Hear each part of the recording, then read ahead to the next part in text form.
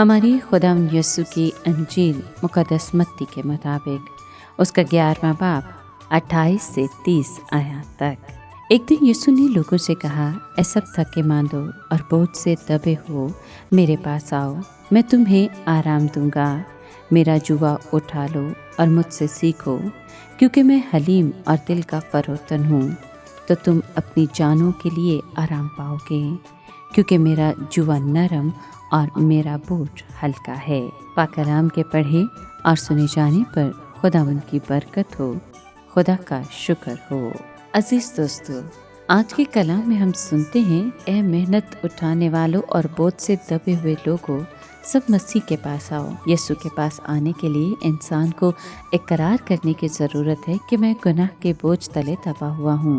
सिर्फ वही निजात पा सकते हैं जो तस्लीम करें कि हम भटके हुए हैं। खुदावंद यीशु मसीह पर ईमान लाने से पहले खुदा के सामने तौबा करना ज़रूर है।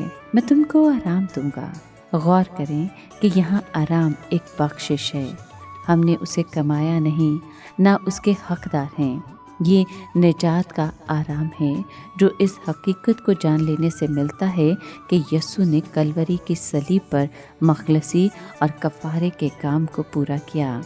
ये ज़मीर का आराम है जो इस हकीकत को जान लेने के बाद मिलता है कि मेरे गुनाहों का हर्जाना हमेशा के लिए एक ही दफ़ा अदा कर दिया गया और खुदा उसकी दोबारा अदायगी का मुतालबा नहीं करेगा।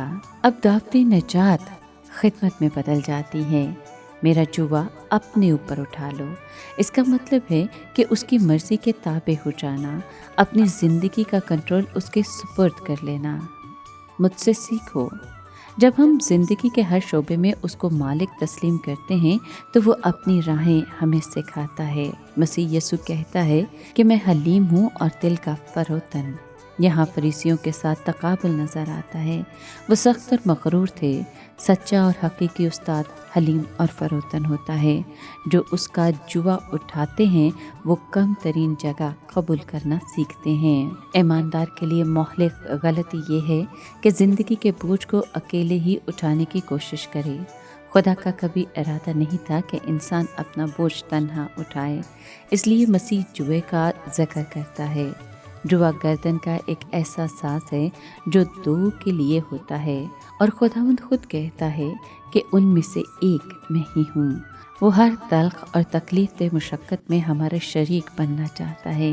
मसीही ज़िंदगी में चैन और फतहमंदी का राज इस बात पर है कि खुदी के सख्त जुए को उतार फेंको और मालिक के मुलायम जुए को कबूल कर लो।